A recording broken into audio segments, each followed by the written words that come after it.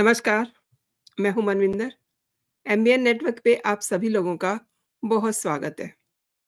31 मार्च की रैली याद होगी आपको, देशवासियों को याद है कैसे कांग्रेस के शहजादे राहुल गांधी गला फाड़-फाड़ करके कह रहे थे कि बीजेपी अगर दोबारा सत्ता में आई, तो उसके बाद संविधान को बदला जाएगा और आग लगने जा रही है। ये वीडियो पहले आप देखिए तो आपको सारी बात क्लियर हो जाएगी। और मेरी बात आप अच्छी तरह सुन लो। अगर हिंदुस्तान में मैच फिक्सिंग का चुनाव बीजेपी जीते और उसके बाद संविधान को उन्होंने बदला, तो इस पूरे देश में आग लगने जा रही है। जो मैंने कहा याद रखो, ये देश नहीं बचेगा।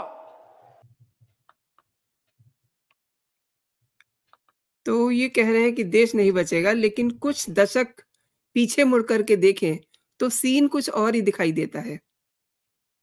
एक नई बात सामने आ रही है। 1974 में इंदिरा गांधी सरकार ने कच्चातीवू द्वीप को श्रीलंका को सौंप दिया था। गजब है ना? दादी ने भारत की एकता, अखंडता और हितों पर प्रहार कर दिया, इतना बड़ा कांड कर दिया और गांधी परिवार चुप है। दरअसल एक आरटीआई में ये सच सामने आया है, लेकिन इस पर प्रधानमंत्री नरेंद्र मोदी ने ट्वीट किया है। मैं उसको भी आपको दिखाना चाहूँगी।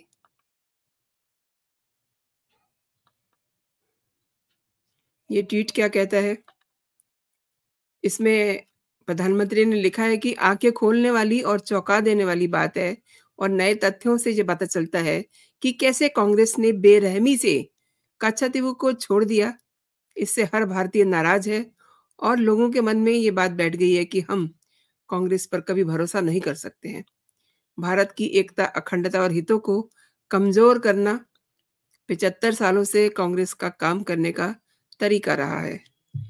तो अब एक सवाल बनता है ना, कांग्रेस के चश्मो-चिराग ने जो कहा मैंने आपको सुनवाया। अब सवाल ये है कि इतनी बड़ी बात उनकी दादी ने कर दी, लेकिन अपना पास्ट उन्होंने देखा नहीं। अपना पास्ट यानी कि गांधी परिवार का पास्ट। तो आज इसी पर बात करते हैं कि कैसे और क्यों भारत का अभिन्न अंग, भारत का इम्पोर्टेंट हिस्सा श्रीलंका को प्लेट में रख कर के दे दिया गया। मेरे आज के बहुत ही खास मेहमान हैं, आपके जाने-पहचाने केसी गुप्ता जी। मैं उनको जोड़ लेती हूँ और फिर उन्हीं से जानते हैं। सर नमस्कार, बहुत स्वागत आपका। नमस्कार जी, आपके दर्शकों को भी नमस्कार। सर क्या है ये सारा मामला? जैसा कि अभी मैंने जी, जी। चर्चा में शुरुआत की, इनफैक्ट मैं जी, जी। आपसे एक नोट लेना चाहूँगी और समझना चाहूँगी कि श्रीलंका जी को हाँ। ये हिस्सा क्यों दे दिया गया? देखिए, क्यों दे दिया गया से पहले हम ज़रा इसको समझ लें कि ये जो द्वीप है, कच्चा तीबू जिसका नाम है, इसका इतिहास क्या है और इसका ये सर भूगोल मैं क्या है? स्क्रीनशॉट दिखा रही हूँ आपको। ये आप देख सकते हैं इसमें, दर्शकों जी के हाँ, लिए मैं जैसा आप दिखा रही दिखा हूँ। रहे हैं, नक्शे में जी। आपने इसकी स्थिति को दिखाया है, हुँ, तो हुँ। पाक स्ट्रेट जो भारत और श्रीलंका के बीच में जल मार्ग है, हुँ, हुँ। उसके मध्य के आसपास कहीं पर ये स्थित है। 285 एकड़ इसका क्षेत्रफल है और ये सुनसान प्रदेश है, यानी यहाँ पर कोई बस्ती नहीं है, अनइन्हेबिटेड। और ये 101.6 किलोमीटर यानी 1600 मीटर इसकी लंबाई है और इसकी चौड़ाई अलग-अलग स्थानों पे अलग-अलग है, जो मैक्सिमम 300 मीटर की है। यानी कुल मिलाकर बड़ी छोटी-सी जगह, 250 एकड़ आप समझ सकते हैं, जी, कोई जी। बहुत लंबा चौड़ा एरिया नहीं है। हुँ, हुँ। ये जहाँ तक नक्शे इसकी में स्थिति दिखाई का दे रहा है प्रश्न सर है ये। दिस जी, this is the place actually. जी। जहां तक इसकी लोकेशन की बात है तो रामेश्वरम जो भारत का बड़ा प्रसिद्ध टाउन है, वहां से 33 किलोमीटर उत्तर पूर्व की तरफ है। और जाफना जो श्रीलंका का है, वहां से 62 किलोमीटर है ये साउथ वेस्ट। ऐसे इसकी स्थिति है। श्रीलंका का एक और जो द्वीप बसा हुआ है, डेफ्ट, वहां से ये कुल 24 किलोमीटर की दूरी पर स्थित है। इस द्वीप पर केवल एक ही स्ट्रक्चर है, एक ही बिल्डिंग है, वो है सेंट एंथनी चर्च, जो 20वीं शताब्दी का बना हुआ है, जहां पर भारत और श्रीलंका दोनों देशों के ईसाई लोग जाते हैं। साल में उनका एक उत्सव होता है जिसमें वो खास तौर पे शामिल होने के लिए जाते हैं। और 2023 में भारत से 2500 ईसाई लोग वहां पे गए थे। वो जो फंक्शन उनका होता है वो सब मुख्यतः रामनाथपुरम जो उनका उस तमिलनाडु का जो दक्षिण क्षेत्र है, वहां से वो लोग गए थे। जहां तक इसके इतिहास की बात है, इसका निर्माण जो है 14वीं शताब्दी में हुआ था, एक ज्वालामुखी के द्वारा। यानी उससे पहले यहाँ केवल समुद्र था। 14वीं शताब्दी में कभी ज्वालामुखी फटा, उसके परिणाम स्वरूप ये द्वीप अस्तित्व में आया। अब अस्तित्व में आने के बाद इस पर किसी का कोई दावा नहीं था, क्योंकि वैसे भी ज्वालामुखी फटने के 150 साल तक तो कोई वहां जाने की हिम्मत भी नहीं करता, क्योंकि ज्वालामुखी एक बार फटता है तो फिर बार बार वहां से लावा निकलता रहता है, तो बड़ा खतरनाक होता है। जी, बहरहाल, जी। वो जो मध्य युग था, अर्ली मिडिएवल एज, उसमें जो जाफना राज्य था, उन लोगों ने इस पे कब्जा कर लिया है, उनका कब्जा था। चलिए जी, कोई बात नहीं। लेकिन जब 17वीं शताब्दी आई, 17वीं शताब्दी में इस पे जो अ, कब्जा हो गया भारत का, मतलब भारत का जो उस समय रामनाड जो राज्य था, तो 17वीं शताब्दी से उनके पास जो है ये आ गया। वो रामेश्वरम से कोई 55 किलोमीटर दूर एक स्थान है, रामनाथपुरम। और वहां के रामनाड जमींदारी, उनकी जमींदारी का एक प्रकार था, वो रामनाड के पास था। रामनाड राज्य आप छोटा सा समझ लीजिए, उनके पास ही आ गया। तो ये सब चलता रहा। ये बिल्कुल उन तमिलनाडु का जो रामनाड राज्य था उनके पास रहा। 1921 पे अब सीधे हम आ जाते हैं, जब ब्रिटिश राज्य था, भारत और श्रीलंका दोनों ही उसके अंतर्गत थे। तो उस समय जो एक विवाद की शुरुआत हुई, श्रीलंका के जो लोग थे उन्होंने कहा कि साहब ये तो हमारा है, क्योंकि हमारे जाफना राज्य का अंग था। हालांकि उसके बाद इतने सदियों तक, शताब्दियों तक भारत का रहा। बहरहाल वहां पे सर्वे करवाए ब्रिटिश लोगों ने, और सर्वे में उन्होंने ये माना कि ये जो इलाका है कच्चा तीबू, ये श्रीलंका के जलीय क्षेत्र में पाया गया उस सर्वे में। लेकिन इस बात को जो भारतीय प्रतिनिधिमंडल था, अंग्रेजों का, ब्रिटिश जो प्रतिनिधिमंडल था, उन्होंने इस बात को स्वीकार नहीं किया, उन्होंने इसको चुनौती दी। परिणाम ये हुआ कि इस पर भारत का अधिकार जारी रहा। उन्होंने कहा भाई देखिए, ईस्ट इंडिया कंपनी ने इनको जमींदारी राइट्स दे दिए थे।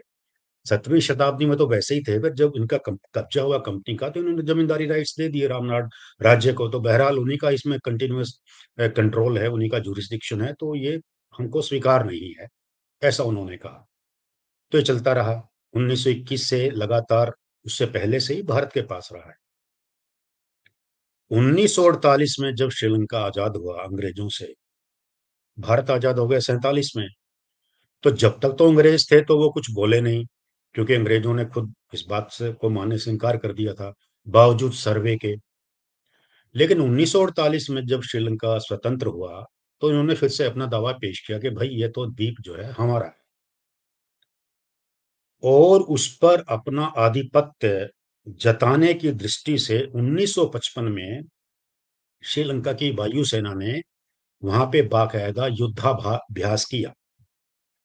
भारत की सरकार निरपेक्ष बनी रही, उन्हें इस बात की कोई चिंता फिक्र नहीं थी, उनके लिए चीज ज्यादा मायने नहीं रखती थी।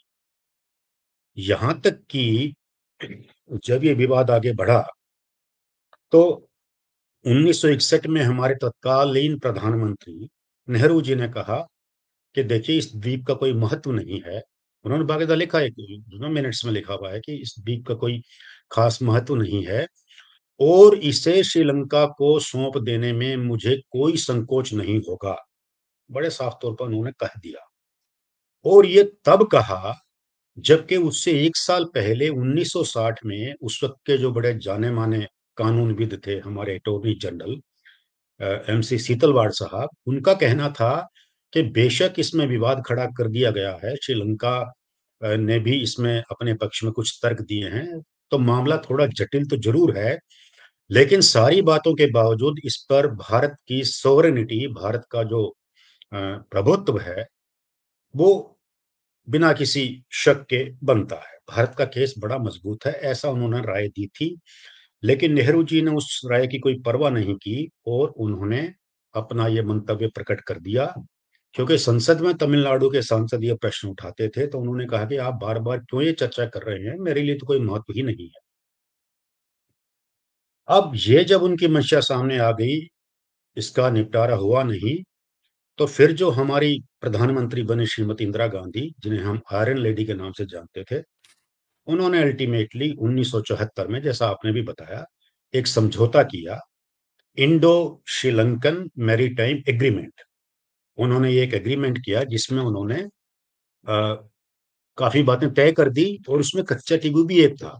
उसमें उन्होंने कुछ सिद्धांतों पे जो सहमति की, एक तो क्या किया कि भारत और श्रीलंका के बीच की समुद्री सीमा जो अभी तक अस्पष्ट थी, उसको उन्होंने स्पष्ट रूप से तय कर दिया कि भी ये हमारी सीमा, ये तुम्हारी सीमा।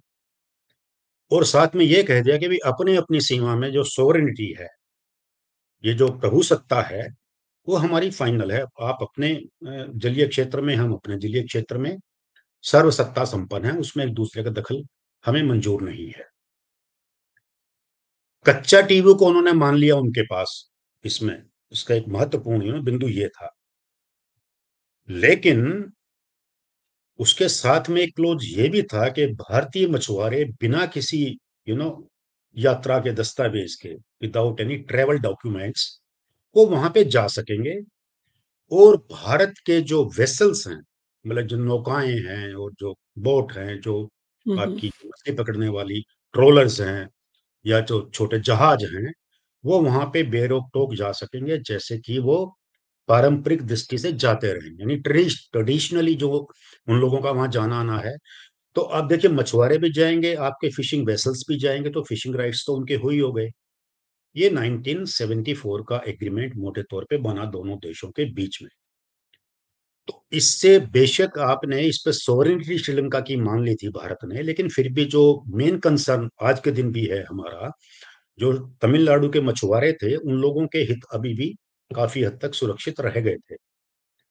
लेकिन ये काफ़ी नहीं लगा उनको, सरकारों को, श्रीलंका की सरकार को और हमारी सरकार को, केंद्र की सरकार को। तो 1976 में एक दूसरा एग्रीमेंट किया जाता है कि भाई इसमें जो जाने-माने वाली बातें हैं, ये देखिए ठीक नहीं हैं। बस अब वो क्या कहते हैं कि दोनों देशों ने अपने-अपने ईईजेड एक्सक्लूसिव इकोनॉमिक ज़ोन जो हैं वो अपने निर्धारित कर लिए हैं। इसलिए अपने-अपने ईईजेड तक वो अपनी इकोनॉमिक एक्टिविटीज़ को सीमित रखेंगे, दूसरे वाले में नहीं जाएँगे। अब जैसे आप जानते ही हैं कि जो मछली पकड़ना बेसिकली तो इकोनॉमिक एक्टिविटी है। हुँ, इसका अर्थ ये हुआ कि श्रीलंका के यानी अब कच्चा तीवू आपने उनका मान लिया तो उसके जो तट से आगे तक का भी इलाका उनका हो गया ईईजेड। ईईजेड बहरहाल मैं आपको प्रसंगवश बता दूँ कि ये समुद्री सीमा से 200 नॉटिकल माइल्स तक का जो क्षेत्र है, उसे एक्सक्लूसिव इकोनॉमिक ज़ोन कहते हैं, जिसमें उस देश को ही वहाँ के जो संसाधन हैं, लिविंग एंड नॉन लिविंग दोनों को एक्सप्लॉइट करने की उसका अधिकार होता है, दूसरे देशों का अधिकार वहाँ पे नहीं होता।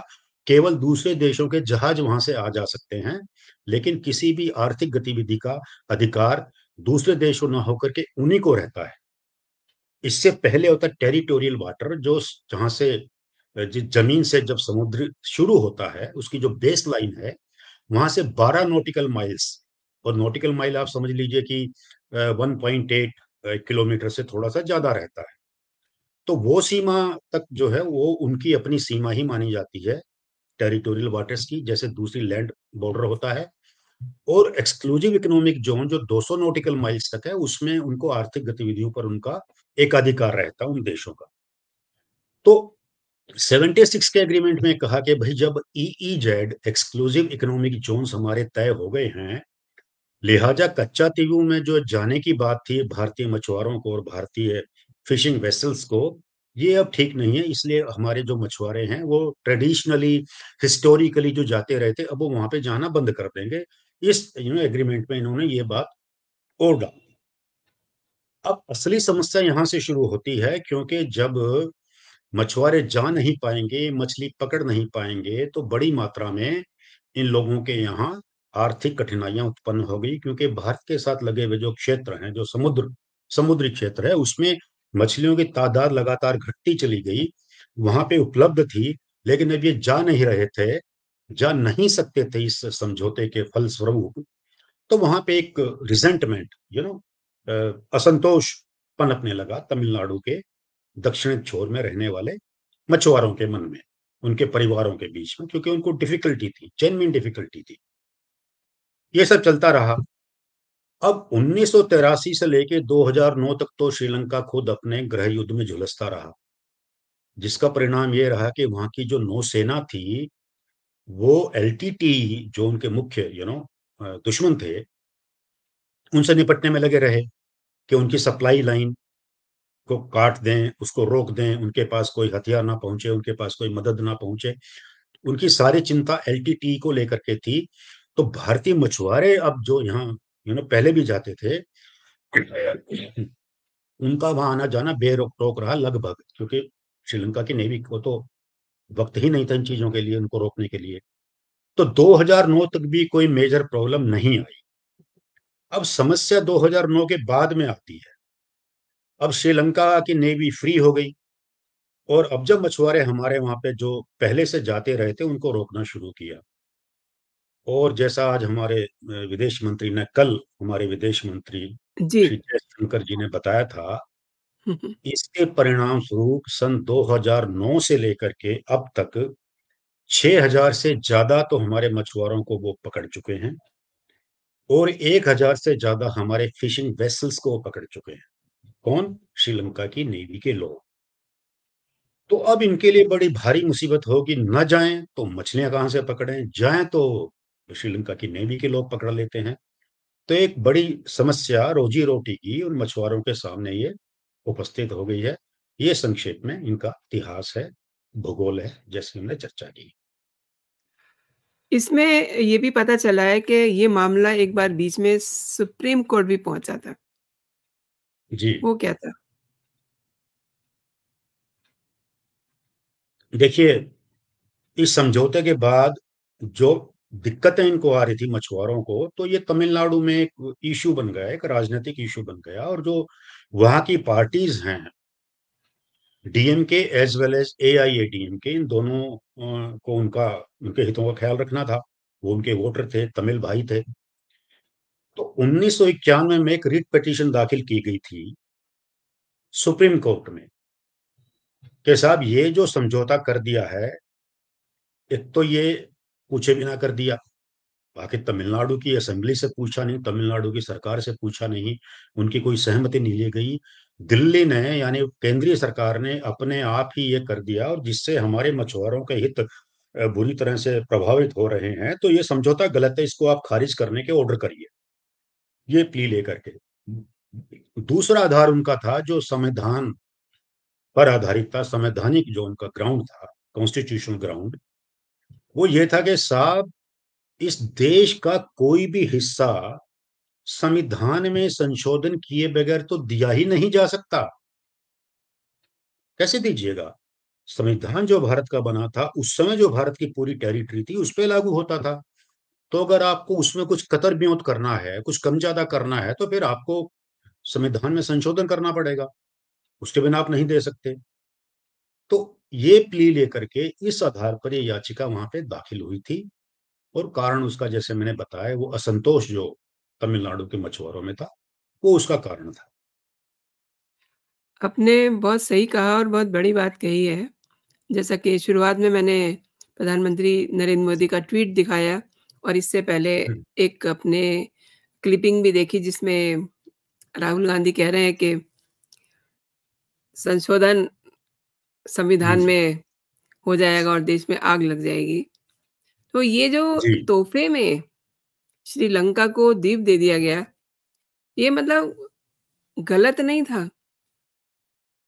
जैसा कि आपने बताया कि अभी इकोनॉमिक हुँ। पॉइंट भी इसमें आ रहा है और इसमें जी हाँ। मछुआरों के भेष में आज की तारीख में अब तो आप समझ ही रहे हैं कि जो आतंकवाद का लेवल है वो कहाँ तक पहुँच चुका है। बहुत सारी lot of things are there ना। तो ये कितना मतलब देखिए सही निर्णय था इंदिरा गांधी जी का। जी हाँ। अभी आपने जो बात की इसके 2 पहलू मुझे साफ तौर पे नज़र आए हैं। एक तो ये कि जो निर्णय किया गया क्या वो सही था? जी, उसकी मेरिट और डिमेरिट की चर्चा हम यहाँ पे कर सकते हैं। दूसरा जो आपने ऑब्वियसली। आतंकवाद का ज़िक्र किया, तो उसमें तो मैं समझता हूँ कि आतंकवाद उस रास्ते से आता हो हमारे पास ऐसी कोई बात अभी तक सामने नहीं आई है। ऑन दी अदर हैंड हमारे मछुआरे वहाँ पे जाते रहे हैं, वहाँ से लोग इधर नहीं आ रहे हैं। हमारे मछुआरे जाते थे जिनका जाना वहाँ पे बंद हो गया है, तो उनके सामने इकोनॉमिक प्रॉब्लम आ गई। अब बात आती है कि ये जो समझौता कर दिया गया था, इसकी मेरिट पे, तो बड़ी साफ-सी बात है कि ये समझौता एकदम गलत था और जो जयललिता जी ने जो याचिका की थी, हम उससे पूरी तरह सहमत हैं, दोनों ही बातें। ये माना कि विदेशों के साथ समझौते करने का टेक्निकल, लीगल अधिकार केंद्र सरकार के पास है, लेकिन जब आप प्रजातंत्र में हैं, तो ये ज़रूरी है कि जो संबद्ध राज्य सरकार हैं, जहाँ के लोगों पे इसका इतना बड़ा प्रतिकूल प्रभाव पड़ने वाला है, तो आपको उनसे सलाह-मशवरा लेना चाहिए था, उनकी राय ज़रूर लेनी चाहिए थी, जो कि आपने नहीं ली। ये आधार। और दूसरा संवैधानिक आधार भी बिल्कुल सही है कि जब आप देश के टेरिटरी को किसी दूसरे देश को दे रहे हैं, तो ये आप बिल्कुल उसी प्रक्रिया से चलना पड़ेगा जैसे कि आप संविधान में संशोधन कर रहे हैं। तो ये हमारे हिसाब से तो बिल्कुल जो है उनका कहना जो याचिका गई थी सुप्रीम कोर्ट में, उन्होंने बिल्कुल ठीक कहा था। अब ये है कि इसके पीछे माइंडसेट क्या काम करता है? जी, जो हम देख रहे हैं कांग्रेस के बड़े महान नेता हुए हैं, वो बड़े महान जो नेता माने जाते हैं, जवाहरलाल नेहरू जी, जिनका हमने ज़िक्र किया, जिन्होंने ये राय इस प्रकार की दी थी। उनकी यदि आप कार्य व्यवहार देखें भिन्न-भिन्न विषयों पर, तो आप पाएँगे कि नेहरू जी बड़े उदार हृदय थे। उनका दिल बहुत बड़ा था, बहुत ही बड़ा था। उनका दिल इतना बड़ा था कि वो चाइना को खुश करने के लिए तिब्बत उनको सौंप सकते थे बिना किसी कंटेस्ट के। उनका दिल इतना बड़ा था कि जब अक्साई चिन हज़ारों एकड़ ज़मीन जब चाइना ने हमसे ज़बरदस्ती छीन ली लड़ाई करके जिसमें हम हार गए थे, उसके बाद भी नेहरू जी का कहना संसद में ये था कि वहाँ तो घास का तिनका भी नहीं उगता, आप काहे को बवेला मचाए हुए हैं। नेहरू जी का दिल इतना बड़ा था कि इसी मामले में यदि हम कहें कि साहब कहा कि हमको तो कोई संकोच होगा नहीं, आप देना है तो दे दीजिए। नेहरू जी का दिल इतना बड़ा था कि सन 47 में ही जब पाकिस्तान के कबाइलियों ने आक्रमण किया था कश्मीर पर, तो स्वयं ही यूएनओ में चले गए थे कि साहब जो है युद्धबंदी के लिए हम तैयार हैं, हम कर देंगे युद्धबंदी और आप जो है हमारा फैसला करवा दीजिए। तो नेहरू जी ज़रा बहुत विस्तृत उसके दिमाग के थे, बड़ा ब्रॉड माइंडेड थे, बड़े उदार हृदय थे, तो ये बातें हैं। उसके पीछे तो ये सोच है। अब यदि कोई क्रिटिक होगा उनका, हम तो एक निरपेक्ष भाव से बात कर रहे हैं, लेकिन उनके विरोधी तो ये भी कहते पाए गए हैं कि साहब वो तो एक बादशाह की तरह से बिहेव करते थे। यानी उनके कार्य व्यवहार में बादशाहत की बू आती थी, जहाँ पे सम्राट ये कहता मानता है कि सारी धरती मेरी, सारी ज़मीन मेरी, मैं जिसको चाहे दूँ, जिसको चाहे मना कर दूँ। जबकि गणतंत्र में ऐसा नहीं होता है। गणतंत्र में सारी ज़मीन का मालिक गण है, जो इस देश की संपूर्ण जनसंख्या जिसका एकमात्र सर्वोच्च प्रतिनिधि भारत का राष्ट्रपति है, वो भी केवल प्रतिनिधि है, वो भी अपने आप नहीं दे सकता है। तो गणतंत्र के प्रति आस्था का अभाव और स्वयं को सर्वे सर्वा मान लेने का भाव, ये मानसिकता हम समझते हैं कि इसके पीछे है। अब इंदिरा जी ने क्या कहा देखिए, नेहरू जी तो ख़ैर वो कह के रह गए, किया नहीं उन्होंने। जब इंदिरा जी ने ये दिया था और उस वक्त भी बात आई थी संसद में, तमिलनाडु के जो सांसद थे उन्होंने विरोध भी किया था और उनको तो बताया भी नहीं गया था। उन्होंने कहा कि साहब हमको पता चला कि ऐसी कोई आप लोगों की यानी कि दोनों सरकारों की, केंद्र सरकार भारत की और श्रीलंका की सरकार के बीच में कुछ सीक्रेट नेगोशिएशन हो रहे हैं इसको लेकर के, तो हम अपना विरोध इस पर प्रकट करते हैं, ऐसा उनका कहना था। तो इंदिरा जी ने कहा था कि देखिए आप जो बात कह रहे हैं हम समझ रहे हैं, लेकिन हमको ये भी देखना पड़ेगा कि इस समस्या का दूसरा पहलू है। और दूसरा पहलू ये है कि हमें श्रीलंका के साथ, अपने पड़ोसी मुल्क के साथ अच्छे संबंध भी बनाने हैं। तो आप जो कह रहे हैं वो एक ही बात नहीं है। अर्थात आप अपने पड़ोसी से अच्छे संबंध बनाने की दृष्टि से उनको अपनी टेरिटरी दे देंगे, तो ये भी बड़ी उदार हृदय की बात है। तो मानसिकता देखिए, मुझे लगता है कि हमारे उस समय के तत्कालीन जो नेता थे, बहुत बड़े-बड़े नेता थे, उनके दिल बहुत बड़े थे और उनको इन चीज़ों में भई वो बड़ा जिद कर रहे थे। श्रीलंका के जो लोग थे देखिए, छोटा देश होने के बावजूद भी वो लोग बड़ा जिद कर रहे थे कि नहीं जी हमको तो चाहिए, चाहिए, चाहिए, चाहिए। तो इन्होंने कहा जी ठीक है, अब तुम इतना ही जिद कर रहे हो तो हम दे देते हैं। तो इस प्रकार की एक अप्रोच जो कुछ हद तक कैजुअल थी, जिसमें देश की टेरिटोरियल इंटीग्रिटी, क्षेत्रीय संप्रभुता के प्रति श्रद्धा और निष्ठा का अभाव मुझे दिखाई पड़ता है। तो ये मुख्य तौर पे उसके कारण थे। आपने बहुत सही कहा, हमारी जो सेना है वो एक-एक इंच के लिए कितनी सारी शहादतें हो जाती हैं और ये इतना बड़ा उनको जो है भारत का अभिन्न अंग प्लेट में रख कर के सौंप दिया। आज की तारीख में आप इसे राजनीतिक परिप्रेक्ष्य में किस तरीके से देखते हैं? देखिए राजनीति तो ये है कि उसकी तो शुरुआत हो चुकी है। प्रधानमंत्री जी ने जो ट्वीट आपने जिसका ज़िक्र किया और दिखाया आपने, जी, तो उन्होंने देशवासियों की भावनाओं का उसमें उल्लेख किया है कि भी ऑब्वियसली अ, मतलब उन्होंने उन्होंने जो उसमें देशवासियों की भावना का ज़िक्र किया है, उस ट्वीट में वो भावनाएँ डाली हैं, उसके पीछे सर लॉजिक तो यही है ना कि हम अपनी एक-एक इंच ज़मीन बचाने के लिए कितनी सारी शहादतें देते हैं, राइट?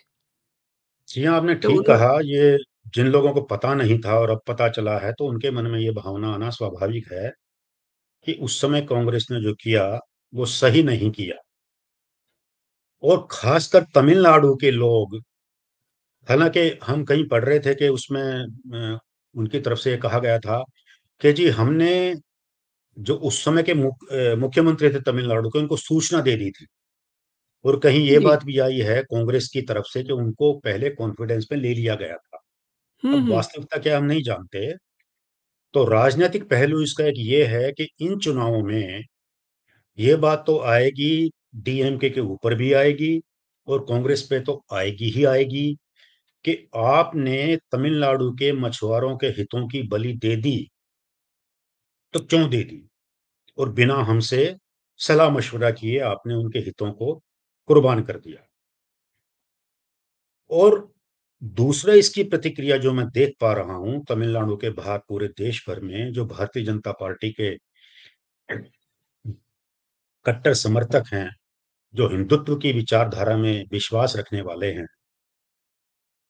वो जो कांग्रेस को अभी तक जिस चश्मे से देखते आए हैं कि ये राष्ट्र हित के फैसले नहीं करते हैं, तो उनके उन उस सोच में ये और दृढ़ हो जाएगी ये सोच। एक बात और जुड़ जाएगी, ये देखिए ये भी एक उदाहरण है कि इस तरह से उन्होंने दे दिया है। तो जी, जो सपोर्ट बेस ऑलरेडी बीजेपी का है, मैं समझता हूँ उसमें इस मामले के सामने आने के बाद और मजबूती आएगी। हालाँकि जो लोग उतने पक्के राष्ट्रवादी नहीं हैं, जिन पे कम्युनिस्टों का प्रभाव है या जो डाई हार्ड कांग्रेसमैन है, जो किसी भी तरह से मानते हैं कि भई हमारा जो प्रथम परिवार है, वो जो करे वो बिल्कुल सही होता है, जो इस तरह की सोच के लोग हैं और ऐसे लोग हैं जिनकी लॉयल्टी ट्रांसनेशनल है, जिनकी निष्ठा देश की सीमाओं के बाहर कहीं पर है, उन लोगों पर तो इसका प्रभाव नहीं पड़ेगा। जी, ज़्यादा प्रभाव वहाँ पड़ेगा जहाँ पे जिन लोगों के इकोनॉमिक जो इंटरेस्ट हैं वो हर्ट हुए हैं। और ये उनके जो इकोनॉमिक इंटरेस्ट हर्ट हुए हैं, उनको जो आर्थिक ये बड़ी भारी कठिनाई उनके सामने आ गई है, ये परमानेंट है, इस बात को भी समझ लीजिए। जो ये फैसला हो गया है, ये पलटा नहीं जा सकता है, क्योंकि वो याचिका जिसका हमने जिक्र किया सुप्रीम कोर्ट में जब हुई थी, तो 2014 में उसकी सुनवाई के दौरान सुप्रीम कोर्ट में उस वक्त के जो हमारे अटॉर्नी जनरल थे हरीश साल्वे जी, जब उनसे पूछा सुप्रीम कोर्ट ने कि क्या आप इस समझौते को खारिज कर सकेंगे, क्या आप कर सकते हैं ऐसा, या अपनी सरकार से करवा सकते हैं, तो उन्होंने कहा था कि हुजूर, जब दो देशों के बीच में एक समझौता हो गया तो ये कैसे खारिज हो सकता है, और वो द्वीप हम कैसे वापस ले सकते हैं, या तो हम हुँ, लड़ाई से ले, तो लड़ाई इन मुद्दों पे कोई करेगा, वो लड़ाई कर भी लें तब भी देखिए, अंतर्राष्ट्रीय मामलों में जब दो संप्रभु देश, सोवरेन कंट्रीज एक समझौता करते हैं, तो उसकी परमानेंट गारंटी है पूरे इंटरनेशनल कम्युनिटी की भी, जिसमें यूएनओ भी शामिल है। आप किसी ऐसे समझौते का उल्लंघन नहीं कर सकते हैं। युद्ध के द्वारा भी आप करेंगे, आप बलपूर्वक हथियार तो बेशक लें उसकी टेरिटरी को, आज तो उसकी हो गई है, मानना पड़ेगा, आप उससे पीछे नहीं हट सकते। आप बलपूर्वक उसे हथिया भी लें, तब भी कानूनी तौर पे वो आपकी नहीं हो जाएगी। अंतर्राष्ट्रीय कानून उसकी इजाजत आपको नहीं देता है। तो ये तो गई। अब एक रास्ता बचता सिर्फ ये है कि भई आप श्रीलंका की सरकार को मना लें। लेकिन वो कैसे मनाएँगे? क्योंकि यहाँ तो फिर मानवीय प्रश्न है, रोज़ी-रोटी का प्रश्न है। उनके मछुआरे भी चाहते हैं कि वहाँ पे केवल मछली पकड़ने का अधिकार हमें रहे, और भारतीय मछुआरे जो हैं तमिलनाडु के दक्षिणी क्षेत्र में रहने वाले, उनका भी यही मानना, उनकी भी यही मंशा, यही चाहते हैं। तो इस दृष्टि से देखा जाए तो एक ये मानवीय प्रश्न भी बनता है। लेकिन ये रिवर्स हो सकेगा, इस बात की संभावना, कोई कोई व्यावहारिक संभावना हमको दिखाई नहीं पड़ती है। इसीलिए ये राजनीतिक तौर पे ये प्रश्न उठेंगे ही कि जिन पार्टियों ने उनके उनके हितों के साथ इस प्रकार का विश्वासघात किया है, जी। तो लोग उनसे जवाब माँगेंगे। जी, जी। अब आप ही की बात अगर मैं समझ पा रही हूँ ठीक से तो अ, राहुल गांधी तो खुद ही जाकर के विदेशों में अपने देश की बुराई करके आते हैं और उनसे उनसे क्या माँगा जाएगा, उनसे क्या कहा जाएगा? और उनके तो शायद मतलब जो उनका एक मेंटल लेवल है, उन्हें ये पता भी नहीं होगा कि इसका क्या नुकसान है, क्या फ़ायदा है। उन्हें तो जो किसी ने पढ़ा दिया, बता दिया, बस वही अ, वो बात करते हैं। देखिए ये तो ख़ैर हम टिप्पणी नहीं कर पाएँगे उनके मेंटल लेवल के बारे में। जी। लेकिन इतना ज़रूर है कि जो उन्होंने कहा कि जैसा आपने शुरू में ज़िक्र किया था कि संविधान बदल देंगे और ये कर देंगे, वो जी, कर जी, देंगे। मैं आपको दोबारा से वो ये उनका राजनैतिक क्लिपिंग दिखा बयानबाज़ी देती है। हूँ। मैं हाँ, नहीं वो आपको क्लिपिंग राजनीतिक दिखा देती हूँ। बयानबाज़ी है। और मेरी बात आप अच्छी तरह सुन लो। अगर हिंदुस्तान में मैच फिक्सिंग का चुनाव बीजेपी जीते और उसके बाद संविधान को उन्होंने बदला, तो इस पूरे देश में आग लगने जा रही है। जो मैंने कहा याद रखो। मैंने जो सर मेंटल लेवल की बात की थी ना, कि देश हुँ, में आग लगने जा रही है। वो हुँ। नहीं समझते कि वो क्या कह रहे हैं, ये मेरा जी, मतलब था।